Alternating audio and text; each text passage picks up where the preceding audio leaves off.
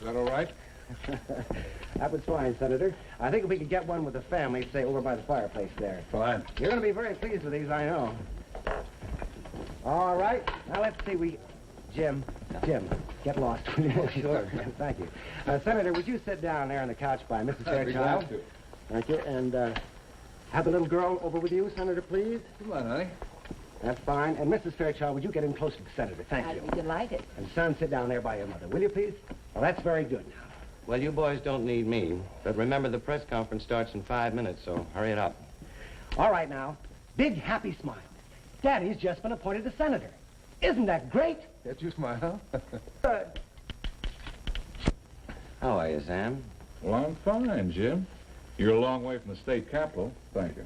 The governor thought I could be of some help to the senator. Well, I'm sure you will be. You going to let him say anything? Now, Sam.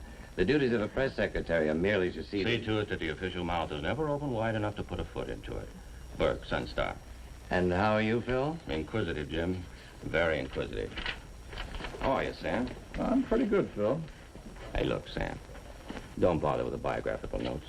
I can sum them up in one word for you. Perfect. Fairchild's real presidential timber. No fooling.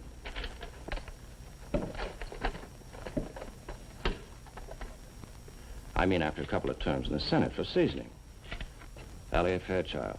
It's a good name. Born on a farm, in the right state. Selected his parents very well. Not too poor, not too rich. Very honest, church-going. State college, state law school. Conservative and successful law firm with conservative and loaded clients. Just a minute. Elliot looks so good with a pipe. Well, it's a nice and formal touch, Senator. Good, hold it. Handsome man. Beautiful wife. Beautiful children. Must have made some beautiful money. All of it, I'm sure, in the right way. Ames Globe. Hi, Jim. Hello, Fred. Johnson, the news. Hi. Hello, Johnson. Thank you. I was betting 2 to 1 the governor would appoint Carlson. Carlson's too well known to please the governor, especially his position on the farm policy. Any hint on how he stands on policy? Yeah, for everything, against nothing. Sounds like the late Senator Bannister. Well, Fairchild is completing his term. If the Senate approves the appointment. A formality, a mere formality.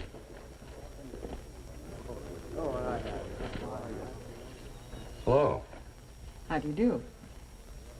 Your paper. Hallam Falls Times.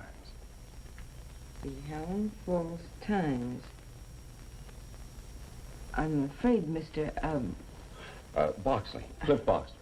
I'm terribly sorry, Mr. Boxley, but the press conference is open only to the newspapers on this list, and I don't see the Hallam Falls Times. You see, Mr. Fairchild was born and raised in Hallam Falls. That's upstate. Naturally, the upstate folks, especially in his hometown, would like a little story. May we make a note of your press card for the record? Fine, fine. I'm sure Mr. Fairchild would be delighted to have someone here from his hometown. Hallam Falls Times, Mr. Cliff Boxley. Just make a note I okayed it, will you? Yes, sir. Here you are, Mr. Boxley. Oh, thanks.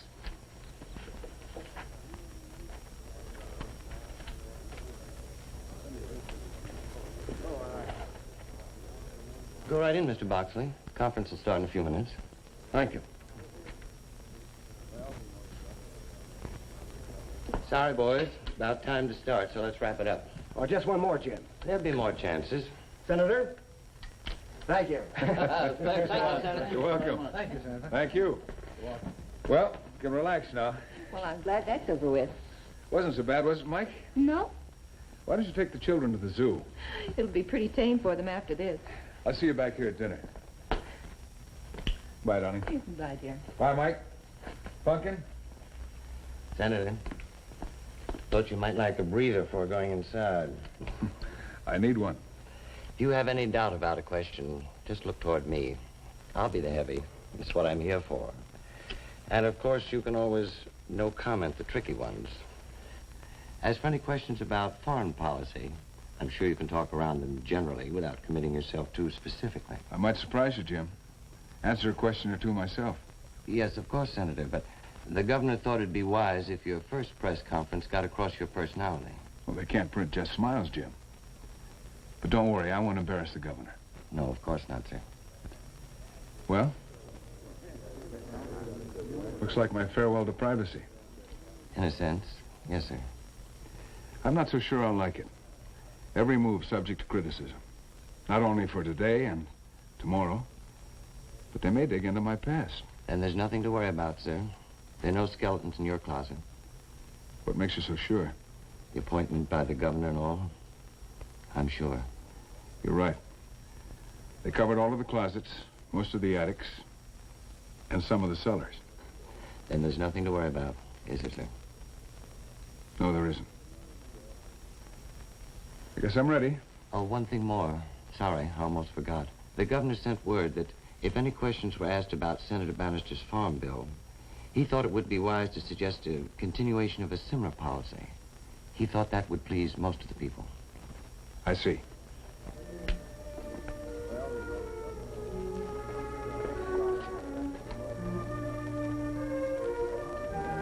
All ready, sir? Right.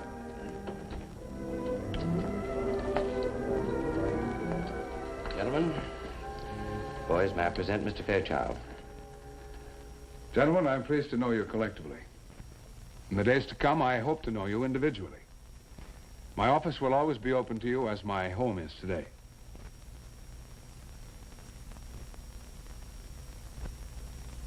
Make yourselves comfortable, gentlemen. All right, Smoke? Go right ahead.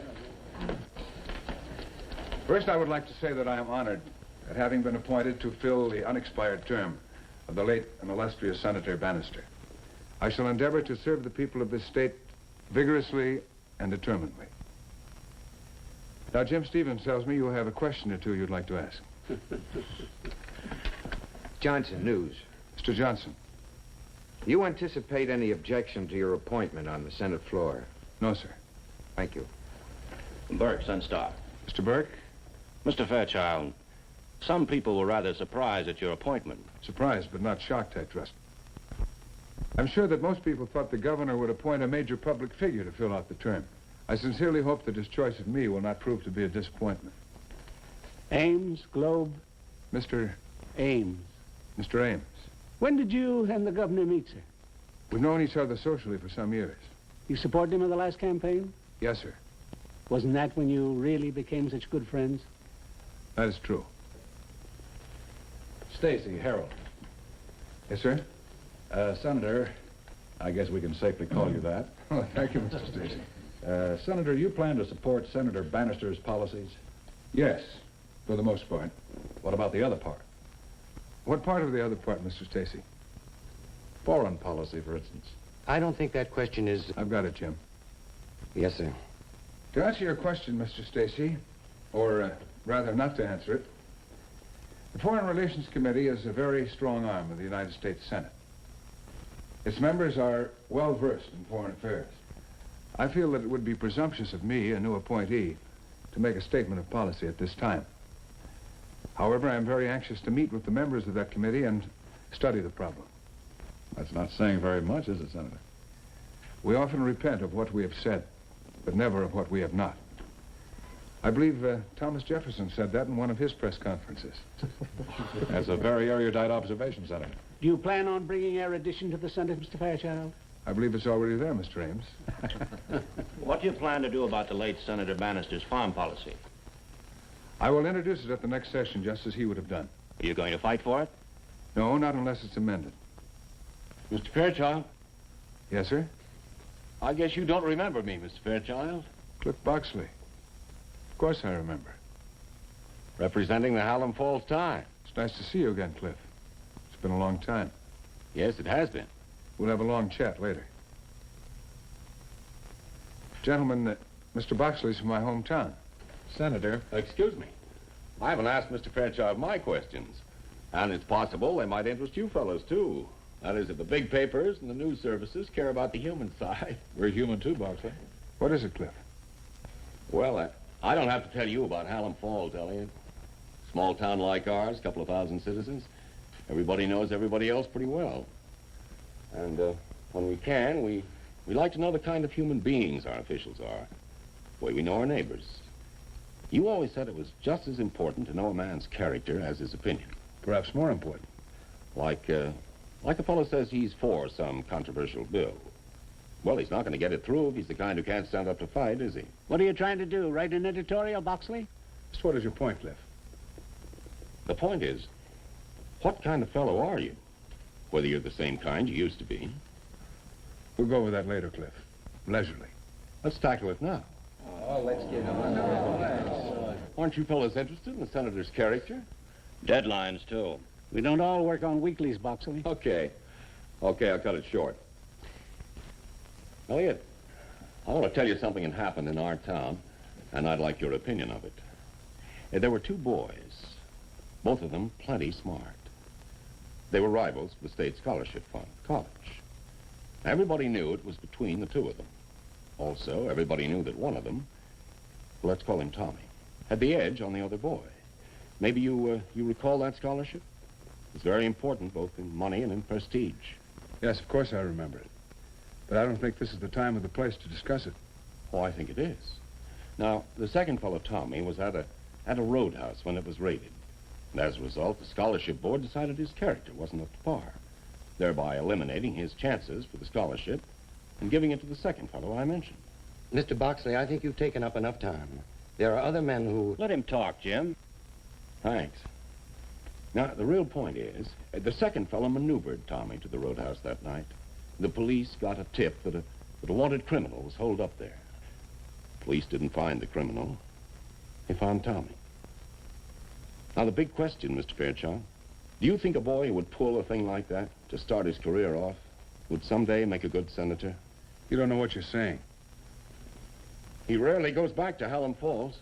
Can't say I blame him. His mother and father still live on the old farm, working. But if you fellas went to Hallam Falls today, you'd see that old farmhouse with a fresh coat of paint, new furniture, fixed up a couple of weeks ago, just when he gets to be good newspaper copy. I think you've gone far enough, Cliff. Gentlemen, any more questions? Wasn't the house painted? Yes, of course it was painted. What else, Boxley? Maybe the next chapter's kind of corny to you city fellows. I guess you'd sort of call it the girl he left behind. Fine, decent girl. Who kept waiting for him because he'd asked her to be his wife. Kept waiting until he met a girl with a lot of money and important social position. So he married her and forgot the girl in Hallam Falls. And that, gentleman, is your senator appointee, Elliot Fairchild. Gentlemen, let's retrace Boxley's accusations. I believe he intimated that I was an opportunist who married for money and social position. You can forget that part, Mr. Fairchild. I don't think it's necessary. I understand. You're very kind. I'll make it brief. There on the mantel is a picture of my wife, taken shortly after we were married. That she was a beautiful woman then, and is still very beautiful, needs no elaboration. I'm reluctant to speak of my personal life publicly, but the situation forces me to. I assure you, gentlemen, I did not marry my wife for money or social position. We love each other deeply. There's never been the slightest hint of infidelity or discord. I'm sure even our merest acquaintance can attest to that. As to the other girl, yes, there was another girl. I think most everyone who leaves a small town leaves a girl behind. My case, it was just a school kid romance. That's his word against mine. As for her waiting for me, I don't believe she waited any longer than it took me to leave the town. She was married a few weeks later. The glib lawyer adds a touch of humor. And as to the house being painted a few weeks ago, I'm afraid I'll have to plead guilty to that. And that it was painted because some pictures might be taken. Yes. But don't we all spruce up when pictures are taken? New suit, shirt, tie. How long's it been since you've been back to Hallam Falls? It's been quite some time. But you insinuated that my parents had been neglected, abandoned. Miss Hastings? Yes, Mr. Fairchild. I believe I dictated some personal letters last week. Monday, I think it was. Do you have the notes for that day? Yes, sir, I do. Would you bring them here, please? Yes, sir. I dictated a letter to my father. Would you find it? Yes, sir. Read it aloud, please. Dear Dad, this is just a reminder that we are expecting you and Mother on the 1st of July as usual. And don't forget to bring the home movies of the new pigs. The children would be heartbroken if you didn't. I'm glad you had the old place painted as per my request. There may be some pictures taken of it soon. Just why I cannot tell you at this moment. Something big may be happening to me real soon. New paragraph. And will you please stop trying to repay the loan, as you call it, that I advanced That'll be all, for Miss the... Hastings. Yes, sir. Thank you. That's a good prop letter to have lying around. Almost too good, huh? All right, let's get to the main accusation. That I framed another boy to win the state scholarship. Let's see you prop your way out of this one. Hallam Falls is a small town upstate. I doubt if many of you have ever been there. But you've been to many other small towns just like it. If you have, you know the hardest thing to keep in a small town is a secret. Well, Hallam Falls hasn't changed much in 20-odd years. Back in 1930, we had Prohibition, like everyone else. The usual roadhouse was out of town a ways. There wasn't much to the place, kind of run down at best. But since you could get a drink there made it pretty exciting. And the fact that it was considered out of bounds, that much more desirable. One afternoon, our chief of police had a phone call. A tip that a certain criminal was at the roadhouse. The caller wouldn't identify himself, so wisely the chief kept him talking and had the call traced. Wait a minute, wait a minute. What are you trying to sell us? Are you men going to listen to this cooked-up melodrama? What is there about the story you object to, Cliff? Why don't you just admit you made the call to frame the other boy? Why don't you admit you were the other boy? He used the name Tommy when making the accusation. Actually, there was no Tommy. Cliff and I were competing for the scholarship. He was the boy at the roadhouse. All right. What if I was? Does that make your tipping the police off honorable? You informed against me for your own gain. That isn't true. You told the police there was a criminal at the roadhouse, but you knew I was there. No, Cliff. The roadhouse was raided, but the criminal was not to be found. Naturally, they took the names of the people at the place. When the names were made public, the scholarship board disqualified Cliff. Believe me, I didn't want to win the scholarship that way. A moment ago, I told you that the chief of police traced the anonymous call. He traced it directly to the roadhouse, specifically to a telephone near the bar. It didn't sound like a legitimate tip, but since this particular criminal had been reported in the vicinity of Hallam Falls, they had to investigate. When they got there, he wasn't there. Who made the call? Here's where the story takes a strange twist. There were 5 people at the bar other than the bartender. And only one had used the phone within the last hour. The bartender remembered because the caller had asked for change. Was it the girl who was with Boxley? You answer that, Cliff. Sure I'll answer it. Whole story's a fake. They never traced any call. If they did, they traced it to you. He informed on himself. Why? Why would I do that? Tell me, why? A psychiatrist could tell you. You're a sick man, Cliff. You were sick then. You never wanted to leave the small town. You were afraid to face the big world outside. You couldn't have turned that scholarship down directly. No. You had to invent a psychological crutch for yourself. An early defeat that you could look back on with kind of a sick pride. As I've said, it was a well-kept secret.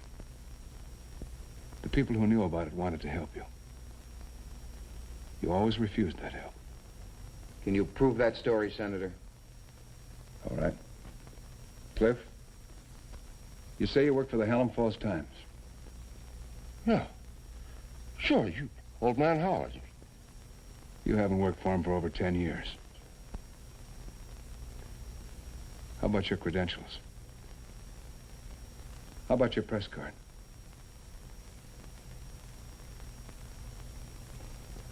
The date on it. Go ahead. I'm sorry, Cliff. I didn't want to have to go this far. All right, gentlemen, shall we continue? You've never let me alone. Not for 25 years. Put the gun away, Boxley. Stay where you are. Stay seated. You two, I know what you're thinking. Yeah, I'm a dumb rube from a small town. All of this could have been mine. Boy, it is mine. Right now, I own it. I own it. I'm not giving it back to you. Of course you own it. I don't want anything that's yours, Cliff. I never have. You can believe that. One more move. All right, Cliff.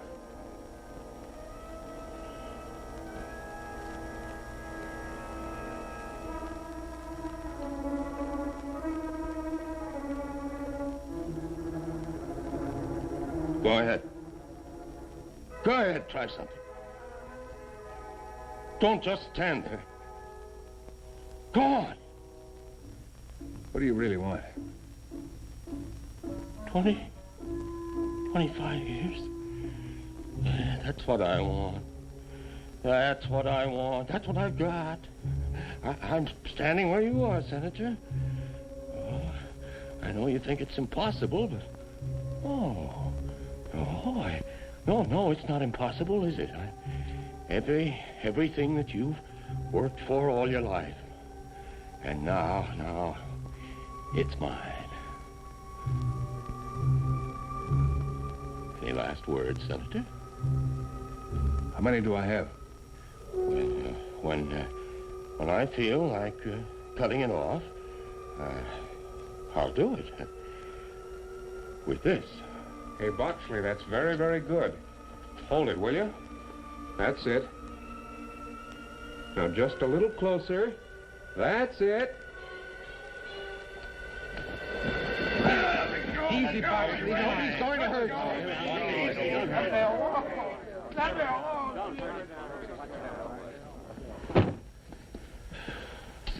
I wish I could say something more than thanks. I don't even know your name. Henderson, Sun-Star. We've got a hero on the paper. Are you kidding, Burke? I just took the picture. The senator took the gun. You think you got a picture? Well, if I don't, I'll shoot myself. Can I have it? Could we destroy it? I'm sorry, Senator. That's the property of the Sun-Star. What happened here this afternoon is news. I'm afraid we'll have to use the picture. I'm sorry the story has to be told. We kept it a secret in Hallam Falls. Guess that can't be done here. That's right. Those days are over, Senator. You now belong to the people. And as far as the people are concerned, I think they will be well served. Thank you. Well, gentlemen, I don't suppose there are any more questions. Yeah, what time is it? I've got a deadline tomorrow. Well, Goodbye, Senator. Goodbye, Senator. Goodbye. All right. Goodbye, Senator. Goodbye. Thank you very much, Mr. Senator. Bye, sir. Bye.